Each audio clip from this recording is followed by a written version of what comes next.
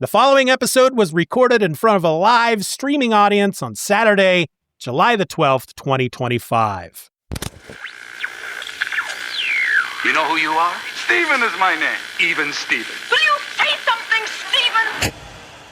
Steven Orhouse Media. You're listening to the Superman Super Show, episode number 87, Commissioner Kent.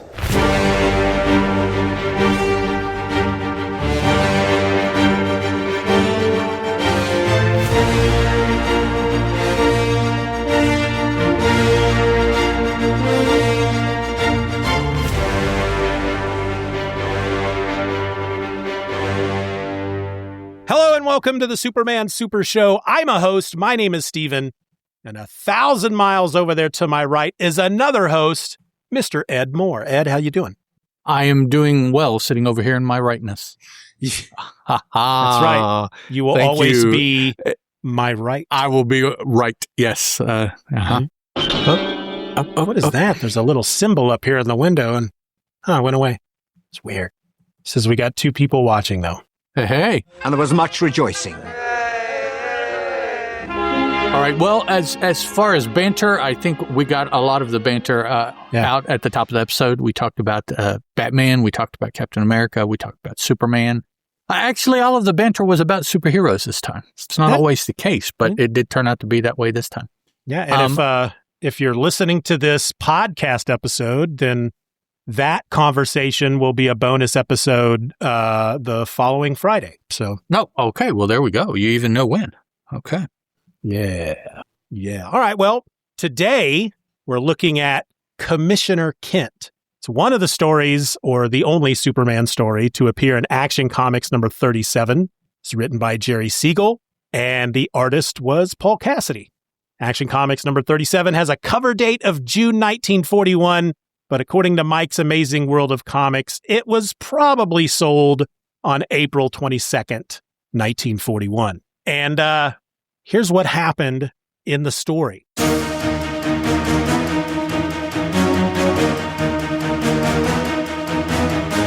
The newspapers of Metropolis call for the firing of Police Commissioner Kennedy due to his inability to stop rampant racketeering. His replacements are all assassinated soon after taking office. The mayor then decides to make Clark Kent the new commissioner. An assassin tries to kill Clark as well, but his superpowers enable him to survive. The police summon Clark to a jeweler where they have received a tip about a robbery. Clark slips away to become Superman, then returns to stop the crooks, which are led by Kennedy, the former commissioner. With Kennedy captured, Clark retires from office and resumes his job at the Daily Planet. Ed, what'd you think of this one? I thought there were a lot of police commissioners. Talk about a revolving door position. And interestingly enough, the 1/2 commissioner that we will talk about is just labeled as the Citizens Committee representative, right? Well, in the story in World's Finest, the Citizens Committee representative plays an important part there, and I'm sitting here wondering, is this the same dude? And he did this crap in World's Finest first, and then he was up because he meets an unfortunate end in this action story, so it can't be the reverse. He can't have been unless they both happened at the same time. But I'm like, that's an interesting coincidence, right? I thought the same thing, but the only thing is that the only difference is in this story in Action Comics, it's called, I think they just refer to it as a Citizens Committee. Mm-hmm.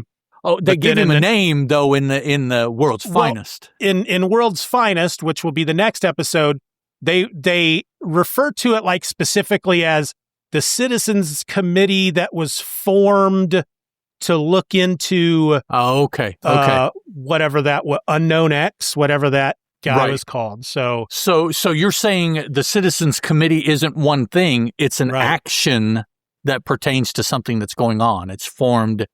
Okay, that's what I thought. Yeah, I prefer the other way around because it links the two stories together, which I thought was kind of cool. So, And other than just, the revolving police commissioner door, a very standard on into World War II kind of Superman story. The art and the writing is consistently what this story was. I thought that recently we have seen some changes in Lois's character, and they came out in this story as far as how she is treating Clark. It seems to be a very representative example of Superman's writing right now as we're reading this action story. The World's Finest story I thought was it had a little bit different tone the next one. And for those of you that don't know, I refer to both of them because we're hoping to record both in this recording, and so I have read both back to back, and so they're both top of mind. Fortunately, I don't confuse them too much, but I might. So, just entertaining. I enjoyed it. It was fun, and I think the funniest thing about the different commissioners, because so you got Kennedy, right? That was the first mayor one. Removes him from office. So the first commissioner is just removed from office. They replace him. So we'll say replacement one is assassinated. His name was Larimore. You'll go into it in detail when we do the deep dive. But okay. I feel is there 3 total that are assassinated? Because I feel like no, just 2. The is second it really and just third, 2? And then Clark. Huh. So the first is removed, the second and third are killed, and then Clark steps in. Okay. So and then, of course, we have a 5th that we don't know about because Clark resigns at the end of the story. Yeah. So in this story, we see 5 or 4, right? 1, 2, 3, 4. No, 5.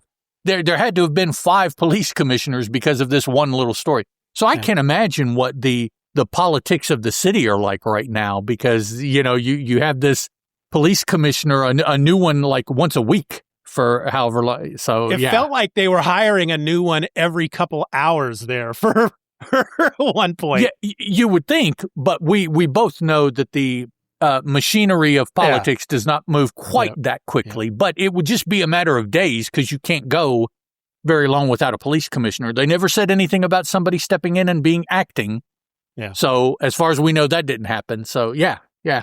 All right. All right. Let me set the stage. Can I set the stage? Set the stage. All right.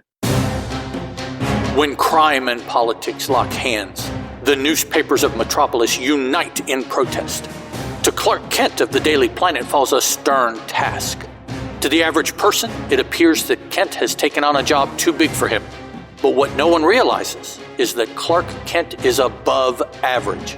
For in reality, he is the dynamic champion of the helpless and oppressed. The amazing, the sensational Superman. That's 2 Spider-Man adjectives they gave him. Amazing and sensational. And what I read, for those of you that are watching, is this narration blurb here at the top of the page, which I really dig those setting the scene, setting the stage kind of things. It reminds me so much of something you would hear on a Golden Age radio show by the narrator, just like this, before they get into the action of the actors and everything like that, setting the mood, the tone, and So I like those so much that there was a time when I was going to suggest let's read that box every time, and that will be the cold opening for the episode. Because it's basically the cold opening of the story. Right. Yeah, absolutely. But yeah, I did. Okay. So when we get into the story, we start off with a armored car being robbed. And then we're told that it's due to racketeers doing this. And to reinforce the fact that it's racketeers, we show a gambling den, which we know here in the next panel, those are always controlled by racketeers. So you read the text and it tells you, and then you read in quotes the drawing, and that reinforces that racketeers are just. And I don't understand what has happened in Metropolis because both of these stories that we've talked about or will talk about, Metropolis never seemed to be that bad at one time. The evilness seemed to be dispersed. It would be this aspect, it would be that aspect.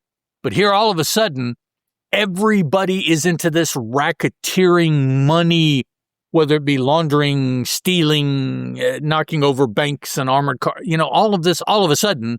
And yeah, I don't know where that came from. It just became Gotham City all of a sudden. All of a sudden. And a very, the dark part of Gotham City, not the bright futuristic Metropolis kind of thing. It's like, all of a sudden it's slummy and dirty and just, all the, So, well, and the final panel on this page, let's see, the final panel on this page is, I love it because it's just, it's like Clark bursting into Perry White's office. I tell you, White, there's a sinister link between certain crooked politicians and the criminal element in this town. We've got to do something about it. And Perry White's immediate response is, you're right, we will. And it's like, yay! And there was much rejoicing. Out of nowhere. It's just, This could be something that has been building in the stories, particularly since there's a Superman serial in every issue of Action Comics, and Action Comics comes out regularly, whether it's monthly or bi-monthly. They couldn't be building into this. It's like, no, all of a sudden, this issue, it's going to be this thing. And so not only are we learning that Metropolis is suddenly this, it's crime runs rife in the streets of Metropolis. Yeah. Yep. Not only do we learn that, we're also learning just in this first page that these criminals who are involved in all this racketeering, they're arrested and they're just immediately let go. There's just they can't make anything stick. There's something's going on in the system of justice that they have going. Yes, something's rotten in the state of Denmark. Yep. And Clark and the Daily Planet are going to figure it out. Clark has had enough, and he and the Daily Planet are going to lead the way to cleaning up the streets. And so next we have a meeting of the leading papers. So this isn't all of the papers, but we've got the Daily Planet, we've got the Evening Standard, we've got the Morning Pictorial, and we've got a fourth that is not labeled. So at this time, if you want to know what papers are coming out in Metropolis, I would presume that all of these are daily papers also, the Daily Planet, the Morning Pictorial, and the Evening Standard. So could be that they come out different times of the day, like papers used to when papers were a big thing and people read them. But it looks like they're all dailies, except for the one here, the Lex Luthor looking dude in the blue suit and the red bow tie. No name of the paper, none of it, but I would presume it's probably a daily also. Yeah, that drives me crazy for some reason. There's no reason why they couldn't have just. It's like I can't think of a fourth one. Just go ahead and throw that. You did with the other three. Yeah. Go ahead and throw that one in there too. Four major newspapers in Metropolis. Well, we can't bother to tell you what the fourth one's called. Let's see. This is the Daily Planet here. Here would have been a good example too. The second paper. What's this one down at the bottom? Daily Planet. Yeah. The second paper, they could have had the name that they didn't include up here, and you could have learned the fourth there. But no, they went with Morning Pictorial, which they'd already named. So the Daily Planet, I'm assuming, it probably comes out every morning. Same with the Morning Pictorial, and then I guess the Evening Standard probably comes out in the evening. Right, yeah. Probably covers the night beat, overnight, that kind of stuff. Yeah. We're at the mayor's office, and the mayor is... Let's see. Phil is the mayor, and Kennedy is the first police commissioner. Although the way that they're sitting, I would think that should be reversed. But that confused me immediately, and then I just you just got to go on with how they show it to you. So here the mayor basically is telling Kennedy, "Hey, crap's gotten too bad. We're gonna have to let you go. Thanks." So long, and thanks for all the fish. See. Yeah. Okay. Yeah. See, Mm-hmm. I know there's at least one fan here of that kind of stuff. So then we see the swearing in of who's going to turn out to be Larimore, and not Larimore, not the. Was there a dog in a Bugs Bunny commercial whose name was Larimore, or did he just drop that name? an image of that came to mind for some reason. I don't know. Larimore. So first new commissioner does not have a name. The second one is Larimore. Oh, I'm sorry. Okay. I think there are 3 that are assassinated because I feel this like one is. Oh, you're right. Larimore is here. Okay, I apologize. You are correct. So Larimore is the 3rd. The Citizens dude is the 4th. Clark is the 5th, and there has to be a 6th by the end of the. Because I know that by the 3rd assassination, I remember thinking, "All right, guys, there was one too many." There's you're stretching it out too much. Yeah. Okay. Yeah. So I apologize. So there you go. We see the replacement for Kennedy sworn in, and then the very next panel is he's shot. Looks like coming out of his house going to work. I mean, he doesn't get anywhere, and he's taken out. It's that evening as the new commissioner leaves his home. There you go. So just strafed with bullets, a drive-by shooting. The Daily Planet has that article here we see. So then the mayor is Phil, chooses Larimore for the next the next commissioner. Larimore is sworn in, and then as he is driving from wherever the swearing-in ceremony was to someplace else, I would assume that all of it could happen at the courthouse. He would just be sworn in and go upstairs to his office or whatever, but that's not what happens. He's sworn in, he's driving somewhere, and his car blows up. So they knew, they being the bad guys, knew enough ahead of time to booby trap his car and which car it was going to be and all that. So at the scene is Clark and Lois and Melvin Larkins of the Morning Pictorial. Now, first of all, I would think that Melvin Larkins is going to be used in the story because they made it a point to name him. But it never comes around to being anything. There's a guy, I think there's a guy that shows up a little later. I think they just refer to a Morning Pictorial reporter being on the scene as well, but I don't think they give him it might be the same guy. I just remember. Yeah. So, and this is just a prop or a set piece to show you this panel, how bad things are, because all 3 are commenting about what we saw occur in the panel before. And it brings to mind this old adage that I remember reading somebody says about comic books: show them, don't tell them.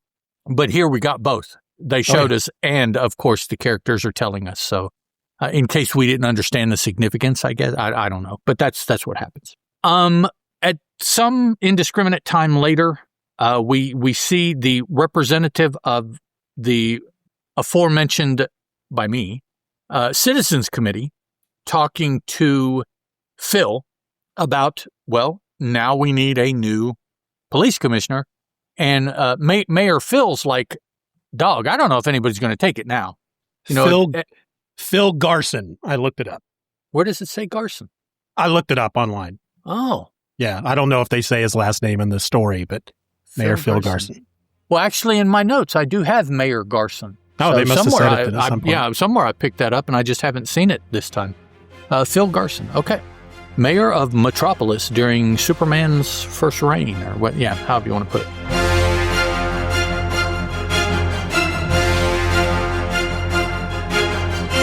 The Superman Super Show will return after these messages. Step into the savage world of the Hyborian Age and journey through a land of sorcery, steel, and epic adventure with me, Stephen Orr, on Hither Came Conan. Together we'll explore the legendary Conan the Barbarian comic series from Marvel Comics, starting with the groundbreaking first issue from 1970 and working our way through each epic tale, one issue at a time. Along the way, I'll also dive into any other Conan comics I can get my hands on, because when it comes to the titular Cimmerian, there's no such thing as too much adventure. Whether you're a diehard Conan fan or just discovering the greatest barbarian of all time, this podcast is your gateway to the blood-soaked battlefields, treacherous kingdoms, and forgotten treasures of Robert E. Howard's timeless creation. New episodes are packed with action, insights, and a little humor, all dedicated to the world of Conan and the creators who brought him to life on the comic book page. So sharpen your swords and subscribe to Hither Came Conan today on Apple Podcasts, Spotify, Amazon Music, or wherever you get your podcasts. Crom demands it! Into the boat! Transmitter device activated. Coordinates set for Earth 2. In 1961, in the pages of issue 123 of The Flash, Barry Allen, the Silver Age Flash of Earth 1, travelled to another dimension, met Jay Garrick, the Golden Age Flash of Earth 2, and the DC multiverse as we know it was born. And in 1985, after many years of cross-dimensional adventures, DC Comics published the cataclysmic Crisis on Infinite Earths, and the DC multiverse was gone. But did you know that Barry Allen's Flash was not the first hero to meet a version of himself from another dimension? Did you know that Jay Garrick wasn't even the first Golden Age character to return in the Silver Age of comics? The scope of the pre-crisis DC multiverse reaches far beyond Earth 1 and Earth 2. And the legacy of DC's Golden Age characters is a lot wider than the heroes you know like Flash, Green Lantern, Sandman and Starman. On the Earth 2 podcast, we navigate the pre-crisis DC Comics multiverse of universes and other dimensions. And we celebrate and explore the legacy of DC's Golden Age characters, including the legendary Justice Society of America, and a lot more besides. So join me, Peter Watson, and me, David Steele, and our occasional guests of friends, family and fellow podcasters for weekly dramatic readings and analysis of the pre-crisis DC Comics multiverse and the legacy of their Golden Age characters through the Silver and Bronze Ages of comics. On the Earth 2 podcast. Transmatter cube activated. Return coordinates set for Earth Prime.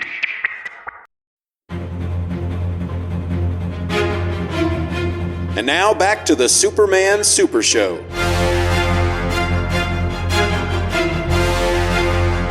So the Citizens Committee, I guess, chairperson, representative, I would assume it's probably the chairperson of the Citizens Committee about the increase of racketeering in Metropolis. And I added that last part myself because of what comes up in a later story about how that's set up that Stephen brought up. Is talking to the mayor, and the mayor says, say, since you're so interested in doing this, I'll make you the next police commissioner. And the dude's like, well, I'd be delighted, and I assure you the criminals will have to step lively if they hope to catch me off my guard. Later that day, I presume, the newly appointed police commissioner is walking home. He runs into Lois and Clark and probably this Daily Pictorial dude because he's still dressed the same, Melvin Larkins. So since those three are still together on the street, this must be like very, very soon after this car exploded. Yeah. And he's walking down the street. Everybody, Clark and Lois acknowledge him. Word has gotten out that he's been made the new police commissioner, and he gets assassinated. Bullet, well, not a bullet. It turns out the briefcase that he's carrying blew up, and so he exploded all over the street, kind of like the car. And so now we have the Morning Pictorial reporter, Lois and Clark, all on scene. Come to find out that the briefcase isn't even his briefcase. The briefcase he was carrying was the mayor's briefcase, which means that the bomb was intended for the mayor. And so unfortunately, this latest police chief was killed by mistake because actually they meant to get the mayor. I don't know why they would shift from the police commissioner to the mayor all of a sudden, but that's what they were going to do. Talky talk here. Basically the point of this next little scene is that the mayor, he comes on scene too for whatever reason, I guess having heard the explosion maybe. And Lois talks the mayor into appointing Clark as the next police chief. Clark is he doesn't want to do it, but he rather easily accepts doing it because he knows that no matter what the bad guys are doing, they're not going to be able to hurt him. But he also knows that if he survives too many attempts to kill him, his secret will be out. He'll have to come up with some reason why. So I'm sure at this point he's like, yeah, okay, I'll be police chief, but man, I got to hurry up and figure this out because I can't have them shooting me and blowing me up and all that because, I won't be hurt. So, yeah. So he and Lois kind of go back and forth a little bit. She wants him to be a man, right, and accept this assignment, if you will. And of course, Clark is hesitant because of what it could mean for exposing himself as Superman. Well, Lois gets fed up with his waffling and leaves him. I mean, she walks out of the scene. Later on, at Clark's office, Clark and Lois are talking. Looks like somebody was just here. He's beginning to take on the appearance of a corpse. I don't know. Maybe this is the Daily Pictorial dude grabbing an interview from the new police commissioner. I don't know, but he leaves Lois and Clark here. That's the thing. Look at so looking at page 4. Mm-hmm. Look at that first panel on the third row. You've got Lois, the guy from the Morning Pictorial, right? The mayor, right? And Clark. Okay. Well, the mayor and the other reporter, they're dressed exactly the same. They look like the same guy. So whoever that is leaving, it could be either one, frankly. Could be the mayor, and that would kind of make sense that he has walked Clark up to his new office. He's kind of introducing him to his new job, and then decides to leave Clark because he knows very soon Clark's going to die, and I don't want to be here when whatever happens so that it doesn't hurt me. He should be turned into HR just for saying that. It could be. If that's the mayor, Yep. It's like, hey, I gave you this job. You already look like you're dead, so I'm going to leave. Yeah, I'm gonna go ahead now. Yep. Plus, I mean, come on, the mayor. So what is this? 1, 2, 3, 4. 4 police commissioners have been or 3 have been assassinated in very short order. He's got to know. Oh well, I'm standing next to the new target. Let me go ahead and get out of here. Yeah. Yep. Especially because he found out that the bomb was intended for him because it was his satchel and not the new police commissioner. So he's like, yeah, I'm outie. I'm going to go home and just stay there for 3 weeks until all of this is done. So Clark and Lois, the next several scenes here, Lois has an idea. She has an underworld associate. Maybe she has turned him to a CI, probably. But she saved him. She kept him from having to go to jail about something. And so she feels that he owes her. So she gives him a call. She sets up for him to pretend assassinate Clark and Clark win. That way it boosts Clark's, what is it, Q score? Is that what it's called when the public thinks highly of you when they're polled? Q score? Yeah. Anyways, we have a president currently that is all about looking good in the newspapers right now. So she sets that up. She and Clark go out. As soon as they go out, Clark is beset by somebody that threatens him.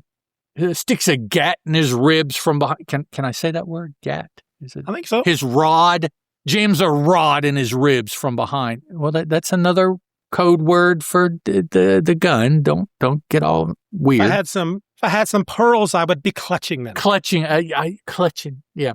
And just to show how evil this dude is, and probably to tell us that turns out this dude is not who just called Lois.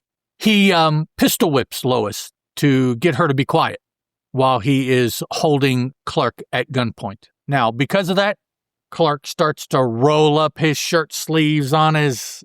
Well, Clark still thinks, even at that point, that good it's for fake. You, Lois. You're making it look just like the real thing. He still thinks it's all fake.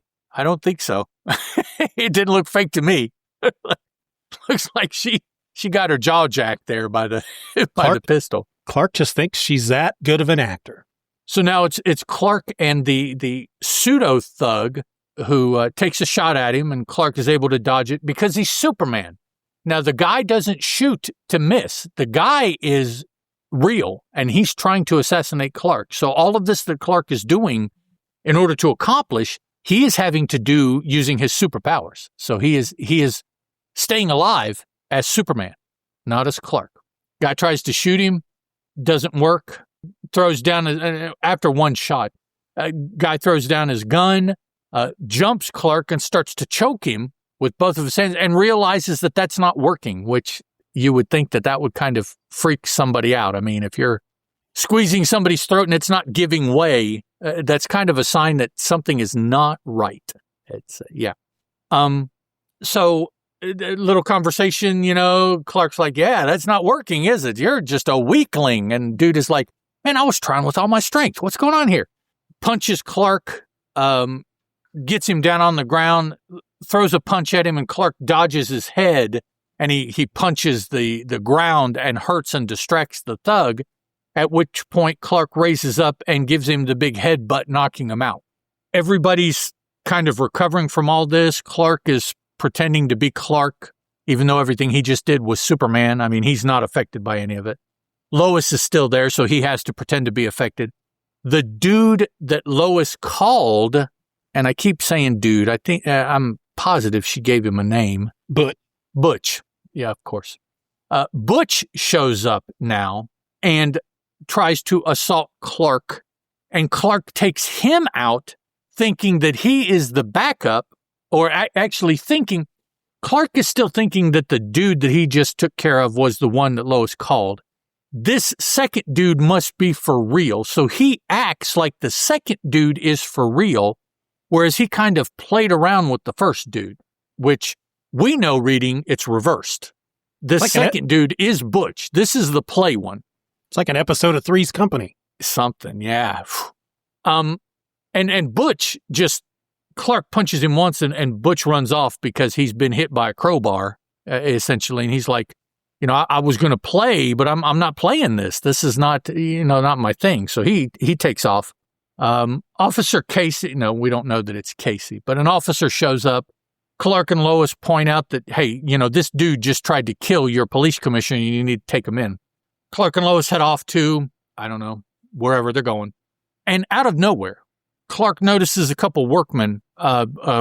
Actually, to me, they look like window cleaners on one of the raised and lowerable scaffoldings, or whatever those things are called, that they lower from the top of the building that people stand in. Yeah. He thinks to himself in this word balloon, that's odd.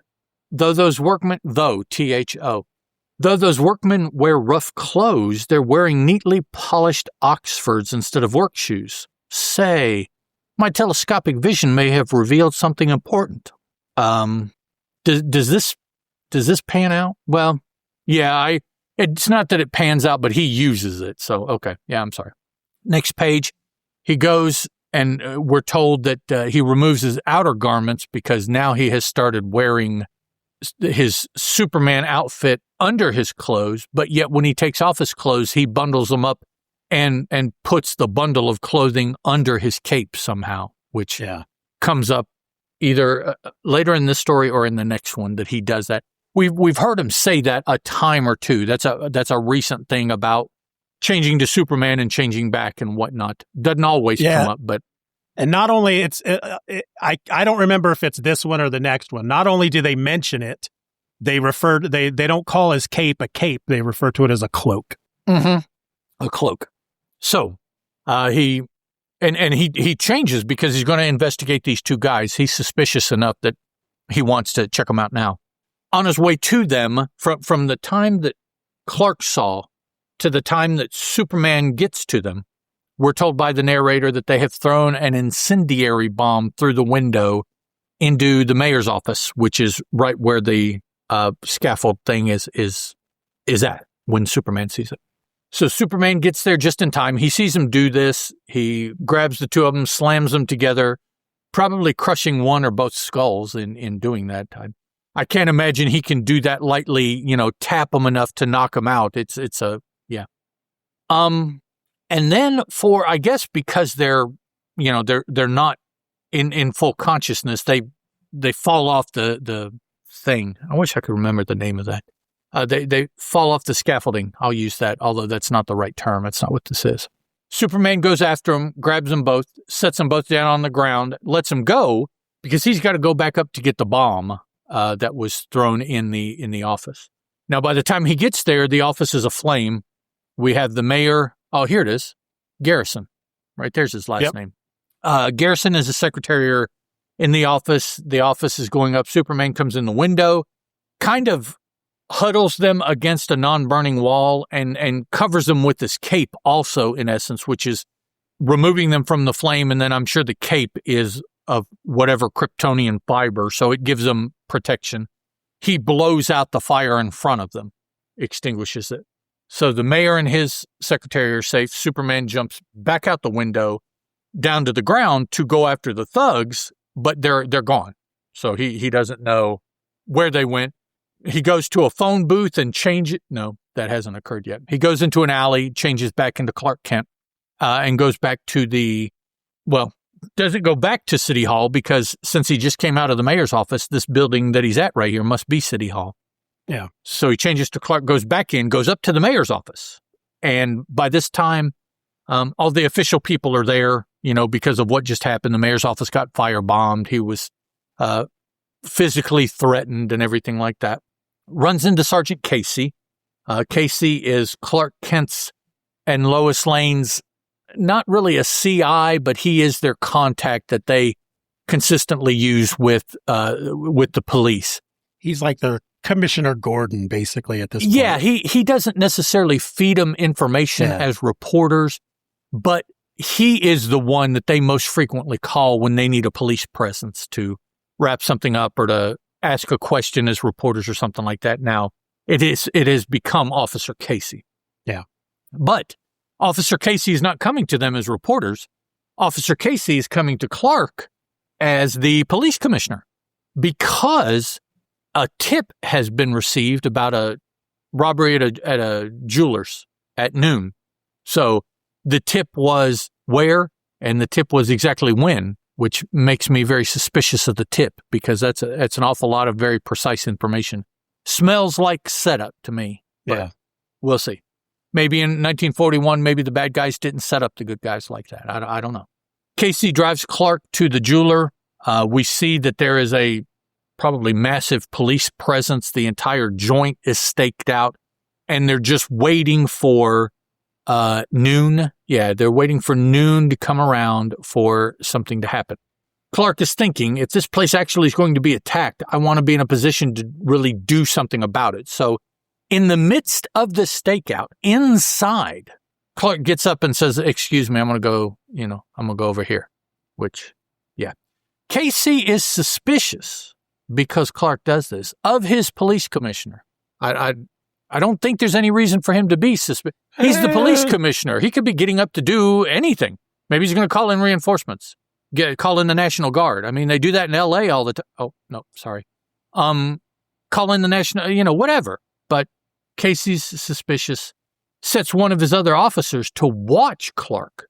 I don't trust him. Tail him, see what he's doing. Clark knows automatically, a policeman playing truant officer for Casey. I've got to dodge him, but how? He thinks. Here we go. The police officer rushes into the phone booth, which I guess means that Clark went into it. I don't know. Yeah. But it's a one-person phone booth, and when the officer gets in there, he sees there's nobody else here. And I'm wondering, in order to go into the phone booth, you had to have seen Clark do it. Now, if you saw Clark go into the phone booth, you wouldn't rush in because there's no way out. Yeah. So you would only get suspicious if he had been in there a long time, and then you'd go to see. And once again, Clark's not in there, so how the heck did he get out? Yeah, so this is kind of specious to me as far as what all goes on here. It's weird, but police officer goes into the phone booth. Clark is not there. Clark traps him in the phone booth so that he can do his Clark Superman thing and he doesn't have to worry about being seen.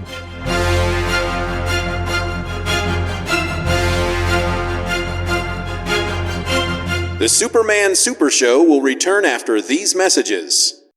This summer, Batman Nightcast returns. Because we, just like Lex Luthor, will not abide Superman dominating the pop culture conversation. That's not true at all. We love Batman and Superman. That's why the first 5 episodes of the new Nightcast will spotlight both of them together as friends. It kicks off in June with the weekly release of new episodes covering the first 5 issues of Mark Waid and Dan Mora's modern Batman Superman World's Finest. All leading up to the new Superman movie. Holy Bat Synergy! And after that, we'll revisit those beloved Max Allan Collins issues. Maybe you are Lex Luthor. Batman Nightcast. Part of the Fire and Water Podcast Network. Do you love podcasting but hate editing? Do you have a number of episodes recorded but just can't find the time to get them edited and ready for release? Do you need help and you're not sure what to do? Well, come talk to me.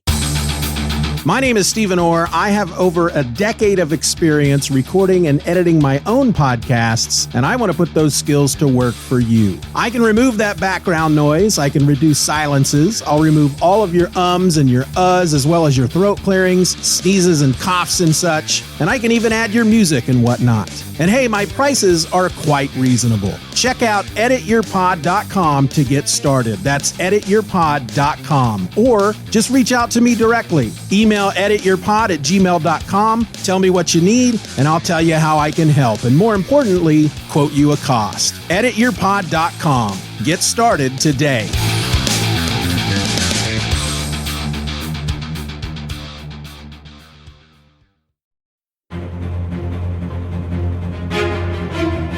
And now back to the Superman Super Show.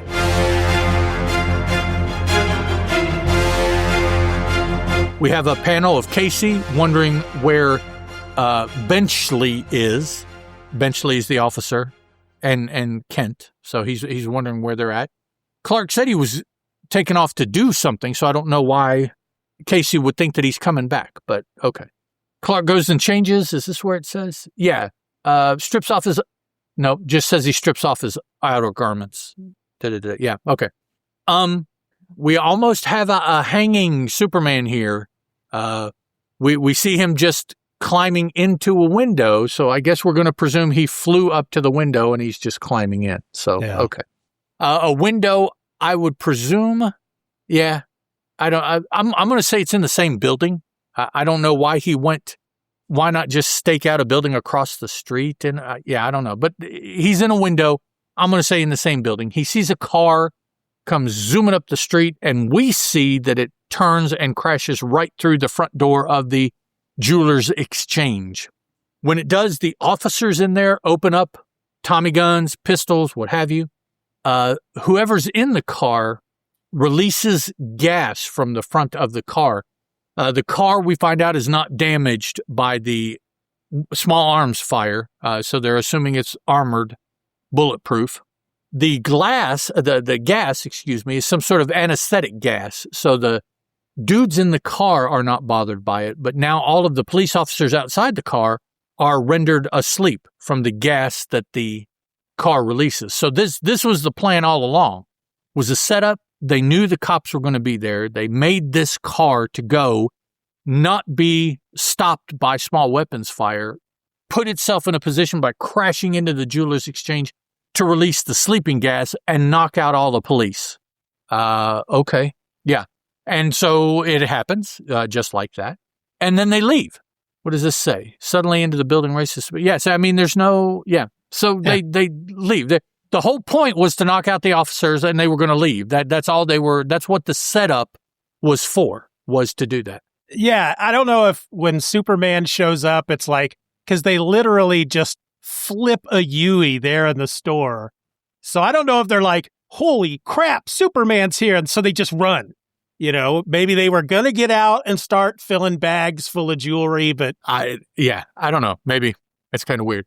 And if you guys hear anything, a gentleman that does our lawn is here, and it sounds like he's just started cutting the grass. So okay. I'm at an exterior window, and so momentarily the rider will be right beneath my window, although it is shut. I literally have a window air conditioner right there that's practically full blast.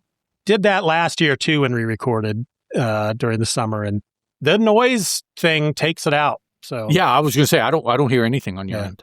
I don't hear you. What did you say? No, I'm kidding. Yeah, that's a joke. That's not funny. Okay, so the car takes off. Superman runs after it, leaps over it in a tall leap. Yeah, anyways, I forget what that part of the Leaps Superman over intros. Tall buildings in a single bound. In a single bound, that's it. Jumps in front of the car and braces himself and then lets the car run into him, trashing the car. Now the car is inoperable, and the driver, there was only one person in it, apparently. The driver jumps out and attempts to flee. Superman runs him down, and the narrator tells us the police have charged out of the gas-filled jeweler's exchange. Now as they... So it knocked him out for I don't know, a minute and a half, and that was it. Now they're okay, and the police that were in the jeweler's are running down the street to nab the dude. The driver of the holdup car is none other than your former police commissioner, Kennedy. Look at that. Look at the narration there on that second panel. But a flying tackle over the space of 100 yards brings down the fleeing criminal. So Superman jumped 100 yards. And that guy's spine has been snapped in half. Oh, he is smushed. He is absolutely smushed. And why would Superman stand there and wait for somebody to run 100 yards? What is the record for a 100-yard dash right now? 5 or 6 seconds? So or 10 seconds. We'll see he's slow. So he stood there and waited 10 seconds and then leapt 100 yards to land on him. Yeah, because he's certainly much closer to the guy than 100 yards when the guy gets out of the car and starts to run. He could have taken one step and snatched him up by the collar just right there in that panel. Boom, and that. But no, he waited for him. He's like, almost, now, and Superman is the cat and Kennedy is the mouse, and he's toying with him. He's like, I'm gonna let him think he got away. And it looks like he's tackling him. It looks like he's got his head in his hands. By the head. He's tackling him by the back of the head, not around the feet like you would think. No, he's going to give him some asphalt burn there. Yeah, so the fact that in the very next panel, the guy's on his feet, he looks okay. He's got his hands cuffed behind him. Oh, yeah, Superman's just holding his hand, yeah. He's dead. His neck snapped. You can't land on somebody's head like that. After leaping 100 yards. Right, yeah, and smushing him. Yeah. Wow, that was kind of brutal. Exposing Kennedy is a great feather in my cap, but of even greater importance is capturing you. What? This is Casey, maybe? Yeah, that's Casey. Hang on a sec. See if somebody yelling for me or something? Huh, I thought I heard somebody yelling. If ice raids your house, I'm going to freak out. Oh, they will have a frickin' fight on their hands, let me tell you. They better be planning to take me out. Now you have me. Now you don't. So Casey. So Superman is a bad guy. I guess he's on the most wanted list for Metropolis. I don't know. I mean, he destroyed that whole neighborhood. He destroyed all that car factory. Oh, so you're talking about? Oh, okay. He's got a Superman. rap sheet for miles. Okay. So Casey tries to shoot him when Superman makes a move. Casey tries to shoot him. Right. Superman runs around, to whatever alley. Let's see. Yeah, it doesn't say here either. Retrieving his outer garments. So he changes back to Clark, goes back to the Daily Planet, and gives them an article. I don't know when he wrote this. I guess there's a time gap here in between these. About the Kennedy being exposed and all that. And we have the wahaha moment here in the last panel. You might be a good commissioner, Lois says, and Clark retorts, I'll stick to reporting.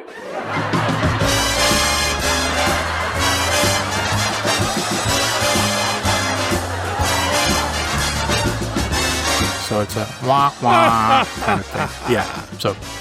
So there we go. Oh, I know what it is. I bet he's talking to his partner because now I hear there's two people. Okay. And so I think that's the end of that, and it's certainly all I have to say. I want look at this last panel. Look at the way Lois and Clark are dressed, especially Lois. And then we're going to go, because we made a joke at one point how it felt like these guys were being assassinated within hours of each other. Mm-hmm. Is she wearing the same outfit? Clark seems to have the same suit on that he's had on the whole but story. he, both he and Perry look like they're dressed exactly the same from page 1 to the final page. Right, okay. But they, they're dudes. They wear suits and stuff. Right, yeah, that's what dudes do. So here is Lois and Clark. Right. Page 2 of the story. The first guy hasn't even been assassinated yet. So everything from the moment that the new police commissioner is sworn in, right, everything else happens the same day. Oh, you think it all happens the same day? Okay. Yeah, because Lois is wearing the same thing throughout the entire story. Okay. So in the same, so let's say that morning is the swearing in, but here's where it gets weird. Here's where the timeline doesn't match up at all. So the first guy is assassinated that evening. Right. As he leaves his home. The second guy, it says on the day that the second guy is sworn in, then he's assassinated. But Lois is still wearing the same thing. So let's just say that when the second guy is assassinated, that starts a new day, and then it's the same day for the rest of the story. Still, there's a lot of crap that happens. Yeah, either way, whatever the one day is, there's. Yeah, especially if you're just look at page 3 there. First panel, the guy's getting sworn in. Second panel, the guy is leaving. Third panel, his car blows up. He's dead. Right. Next row, the reporters are like, oh my gosh, how could this happen? Second panel in the second row, that's when the mayor's like, the committee guy comes and asks the mayor, why are you not doing anything about this crime? You're the new commissioner. Yeah, I'll make you commissioner then. Yeah. So then the next row, by the end of the next row, 3 panels later, that guy is dead. Is dead. Yeah. So you've got 2 swearing-ins and 2 deaths right there on one page. And then the next page, it's just... So not only are 2 guys assassinated, that same day, Clark is given the job. He moves into the office. Lois plans out this elaborate scheme for some thug that she knows to attack Clark to make him look like a hero. But instead, an actual assassin, the same day that 2 other guys were assassinated, they learn that immediately, Clark's the new commissioner, go get him. They try to assassinate him. Clark thinks it's an act. That is my favorite scene in the whole story, frankly, is the fight between him and the thug. Just the whole, the punches, real one? Huh? The real thug? The real thug, yeah. Mm-hmm. The guy goes to punch him and he moves and hits the sidewalk and then Clark headbutts him. It's just, so much happens in this same day that it's crazy. Very much, yeah. So not only does the 2 guys are assassinated, Clark's given the job, there's an assassination attempt on him, and then immediately after, the fake assassination attempt happened. Right, there's a second assassination attempt, which is not related to the first, so it could have happened any time, but it happens right after. Yeah, and then immediately after that, 2 guys throw a firebomb in the mayor's office. Right, after that, he goes out, he sees the dudes, he's suspicious, the dudes firebomb the mayor, Superman rescues the mayor, goes back down, changes back, goes back up to the mayor's office, which is, what the police commissioner responsibly would do. He's pulled aside by Casey. Casey says, hey, we got a snitch here. He goes to check that out. Yeah, all of that. I could see all of that definitely happening in one day just because of how one thing seems to follow another. There really doesn't seem to be much of a gap in anything where you could just insert time. Yep. And this is one of those stories that really, you could say it about a lot of the Golden Age stories, but as far as, I guess, story structure, what this story is trying to do, it's super basic. Right. All the story is trying to tell us is that Metropolis is overrun by crime, and it's because the police commissioner is crooked, and he lets all the criminals go, and he helps, he's a thief too, and he's making all this money. And, that's it. Yeah. And so to get us to fill in all the rest of the stuff, they had to kill 3 other commissioners. They had to firebomb the mayor's office. They had to rob a jewelry store. They had to fill in the story. Yeah. Yeah. Just to, and so you get that just back-to-back things happening one after another. You get that, even if most of this didn't take place in the same day, it would still feel like that because the way it all just... Definitely. And unless they did something, which they didn't, there's nothing that tells us that it's not from A to B to C to D to E, there's no break. So this is a hell day, man. For Metropolis, for Clark, for the papers to try to keep up with what's going on. That's a full day. All right. Anything else you want to say about this issue? I don't think so. It's fun. I enjoyed it. Yeah. It was a lot of fun. A lot of laugh out loud moments that, weren't supposed to be laugh out loud moments, but they still are. That's the golden age for you. I think it's, I don't think they necessarily took, and I don't mean this in a bad way. I don't think they took what they were doing as seriously as people do now. Oh, hell no. Everybody wants to win a Pulitzer and write the next great novel in a comic book nowadays. Whereas back then, they wanted to write something that a kid would plunk down a dime for, and that was it. Yep. It's like, the seasons of TV, the way, like a show like X-Files, for example. There was a big story going on, but they still had 22 episodes per season. And so like 50-60% of those would just be these Monster of the Week stories that were just fillers to get you. And that's, it's so like all of these Golden Age stories are just they're just the filler episodes because they're not telling, there's not a continual story going on, but. Right. Yeah. They haven't gotten to the point where they try to do multiple things.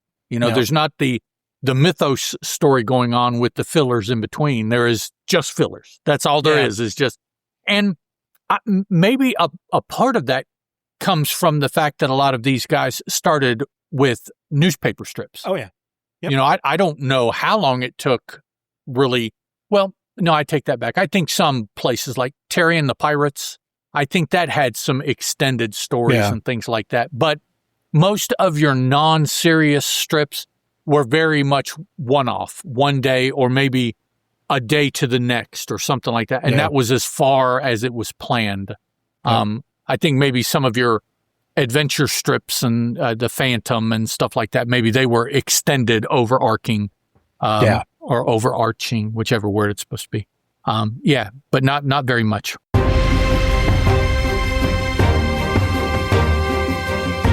In our next episode, Metropolis plunges into panic as the shadowy unknown X unleashes a crime wave so ruthless, even Superman's fists can't force a confession. When Clark Kent's investigation points to a respectable citizen's leader, our hero uncovers a shocking betrayal that pits friend against champion. Tune in to watch Superman unmask the true Kingpin and deliver justice with thunderous, Kate-billowing flair. That's going to be next time on episode 88, when Ed and I are going to take a look at the Unknown X, the Superman story from World's Finest Comics #2, published in May of 1941. So until then, folks, I'm Steven. That's Ed.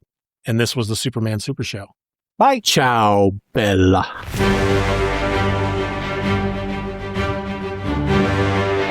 We want to thank you for listening to this episode of the Superman Super Show. Questions and comments can be directed to the Superman Super Show at gmail.com. If you enjoyed the show, you can help to boost our presence online by leaving a rating or review on your favorite podcast app. The Superman Super Show is a presentation of Stephen or Else Media. For more nerdy content just like this, check out SoManyPodcasts.com or use the link in your show notes. Superman is a registered trademark of DC Comics and was created by Jerry Siegel and Joe Shuster.